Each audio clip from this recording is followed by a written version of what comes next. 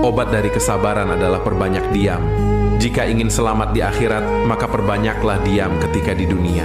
Dihina, difitnah, dicaci maki, direndahkan, dizolimi, disalahi, apapun itu, tetaplah diam dan ingat Allah itu maha melihat, maha mengetahui segala sesuatu.